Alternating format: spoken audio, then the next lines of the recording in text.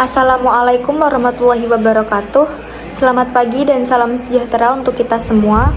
Kepada yang terhormat Bapak Abdullah MAG serta teman-temanku semua yang saya sayangi dan saya banggakan. Pertama-tama, marilah kita panjatkan puja dan puji syukur kehadirat Allah Subhanahu wa taala yang telah memberikan kenikmatan kepada kita semua. Tak lupa sholawat serta salam kita haturkan kepada junjungan kita Nabi besar Muhammad SAW. Kami dari kelompok 8 yang terdiri dari saya, Khadijah, sebagai moderator, Fani Hafidah Rohmah sebagai presentator pertama, dan Nikmatus Salamah sebagai presentator kedua. Pada hari ini, kami akan mempresentasikan makalah kami yang berjudul Teori Studi Sanad dan Matan Hadis. Pengertian sanad. Sanad dari segi bahasa artinya sandaran, tempat bersandar yang menjadi sandaran. Sedangkan menurut istilah ahli hadis, seperti oleh As-Suyuti dalam kitabnya Alfiyah, sanad ialah jalan yang menyampaikan kepada matan hadis. Definisi tentang pengertian sanad secara beragam ada 3. Yang pertama, jalan yang menyampaikan kepada matan hadis. Demikian yang dimaksud sanad menurut pendapat pertama ini adalah rangkaian para perawi yang memindahkan matan dari sumber primernya. Jalur ini ada kalanya disebut sanad, karena periwayat bersandar kepadanya dalam menisbatkan matan kepada sumbernya. Yang kedua, silsilah orang-orang yang menghubungkan matan hadis. Adapun yang dimaksud dengan silsilah adalah susunan atau rangkaian orang-orang yang menyampaikan hadis tersebut yang disebut pertama sampai pada Rasulullah SAW. Kemudian yang ketiga, jalan matan hadis, yaitu silsilah para rawi menukilkan matan dari sumber pertamanya.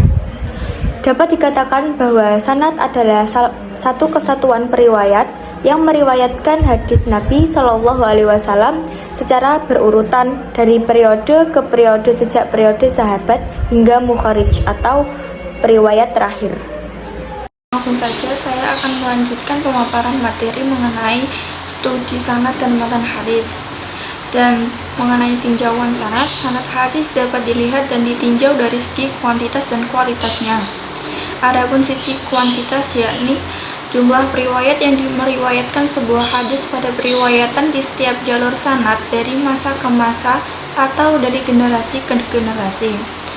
Sedangkan dari segi kualitas yakni mutu para periwayat hadis yang meriwayatkan hadis dari masa ke masa atau dari generasi ke generasi. Untuk lebih jelasnya lagi, dari segi kuantitas sanad hadis terbagi atas mutawatir dan ahad. Hadis mutawatir. Secara bahasa, mutawatir adalah isim fa'il dari at-tawatur yang artinya berurutan.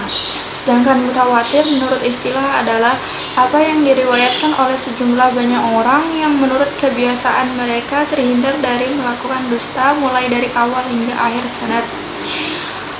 Mutawatir hadis juga begitu, sama seperti halnya Al-Quran. Kan Al-Quran diturunkan secara mutawatir, berangsur, berurutan. Ini juga ada hadis mutawatir juga yang artinya berurutan.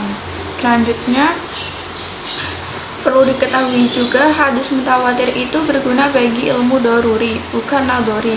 Hadis ini tidak terbatas pada jumlah tertentu dan harus diterima tanpa mengadakan penyelidikan tentang keadaan perawi hadis. Dan B. Hadis ahad. Sesuai dengan namanya, maka arti hadis ahad adalah berarti satu atau disebut juga khobarul wahid, yang berarti kabar yang diriwayatkan oleh satu orang. Sedangkan hadis ahad menurut istilah adalah hadis yang belum memenuhi syarat-syarat mutawatir. Dilihat dari segi kualitas sanad hadis, penentuan tinggi rendahnya tingkatan suatu hadis bergantung pada 3 hal, yaitu jumlah rawi, keadaan atau kualitas rawi, dan keadaan matan. Ketiga hal tersebut menentukan tinggi rendahnya suatu hadis. Bila 2 buah hadis menentukan keadaan rawi dan matan yang sama, maka hadis yang diriwayatkan oleh 2 orang rawi lebih tinggi tingkatannya. dari hadis yang diriwayatkan oleh satu orang rawi dan seterusnya. Jika dua buah hadis memiliki keadaan matan jumlah rawi atau sanad yang sama, maka hadis yang diriwayatkan oleh rawi yang kuat ingatannya lebih tinggi tingkatannya dari hadis yang diriwayatkan oleh rawi yang lemah ingatannya. Pengertian matan. Matan atau al-matan menurut bahasa berarti ma shalaba wa irtafa'a min al-arudi, atau tanah yang meninggi. Juga berarti pula kuat, kokoh, keras. Secara terminologisnya, matan adalah redaksi hadis yang menjadi unsur pendukung pengertiannya. Pada salah satu definisi yang sangat sederhana, misalnya disebutkan bahwa matan ialah ujung atau tujuan sanad. Keterkaitan dengan matan atau redaksi yang perlu dicermati dalam memahami hadis adalah: 1. Ujung sanad sebagai sumber redaksi, apakah berujung pada Nabi Muhammad atau bukan? Yang kedua, matan hadis itu sendiri dalam hubungannya dengan hadis lain yang lebih kuat dengan hadis lain yang lebih kuat sanadnya, atau apakah ada yang melemahkan atau yang menguatkan? Dan selanjutnya dengan ayat dalam Al-Quran, atau apakah ada yang bertolak belakang atau tidak? Demikian dari saya. Selanjutnya akan dipaparkan oleh saudari Nikmah. Terima kasih. Oke, materi selanjutnya yaitu sebab-sebab terjadinya perbedaan kandungan matan. Yang dimaksud dengan kandungan matan di sini adalah teks yang terdapat di dalam matan suatu hadis mengenai suatu peristiwa atau pernyataan yang disandarkan kepada Rasulullah. Atau tegasnya, kandungan matan adalah redaksi dari matan suatu hadis. Penyebab utama terjadinya perbedaan kandungan matan suatu hadis adalah karena adanya periwayatan hadis secara makna atau riwayat bi'al makna yang telah berlangsung sejak masa sahabat. Meskipun di kalangan para sahabat sendiri terdapat kontroversi pendapat mengenai periwayatan secara makna tersebut. Selanjutnya yaitu penelitian matan. Secara umum ada 3 langkah metodologi kegiatan penelitian matan hadis, yaitu: pertama, meneliti matan dengan melihat kualitas sanadnya. Kedua, meneliti susunan matan semakna. Yang ketiga, meneliti kandungan matan. Yang pertama, meneliti matan dengan melihat kualitas sanadnya. Dalam penelitian hadis, ulama mendahulukan penelitian sanad atas matan. Hal ini bukan berarti bahwa sanad lebih penting daripada matan. Bagi ulama hadis, dua bagian riwayat hadis itu sama-sama penting. Hanya saja, penelitian matan barulah mempunyai arti apabila sanad bagi matan hadis yang bersangkutan telah jelas dan memenuhi syarat. Tanpa adanya sanad, maka suatu matan tidak dapat dinyatakan sebagai berasal dari Rasulullah SAW. Yang kedua, meneliti susunan matan semakna. Ada beberapa hal yang berkaitan dengan hal tersebut. Pertama, terjadi perbedaan lafaz menurut ulama hadis. Perbedaan lafaz yang tidak mengakibatkan perbedaan makna. Asalkan sanadnya sama-sama sahih, maka hal itu dapat ditoleransi. Yang kedua, akibat terjadinya perbedaan lafaz yaitu menggunakan metode muqaronah atau perbandingan. Dalam hal ini, metode muqaronah tidak hanya ditujukan kepada lafaz-lafaz matan saja, tetapi juga pada masing-masing sanadnya.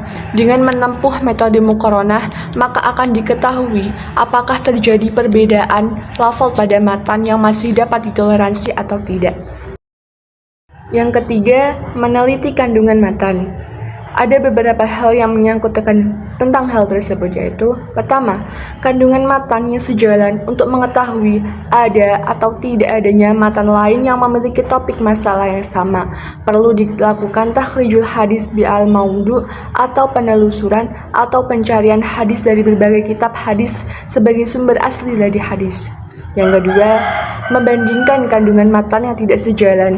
Dalam hal ini, jika sejumlah hadis Nabi yang tidak tampak sejalan atau tampak bertentangan dengan hadis lain atau ayat Al-Quran, maka pasti ada yang melatar belakangnya. Yang ketiga, menyimpulkan hasil penelitian setelah langkah-langkah di atas ditempuh. Maka langkah terakhir dalam penelitian matan ialah menyimpulkan penelitian matan. Sekian dari kami, terima kasih atas perhatiannya, dan mohon maaf apabila ada kesalahan, baik perkataan maupun perbuatan. Wassalamualaikum warahmatullahi wabarakatuh.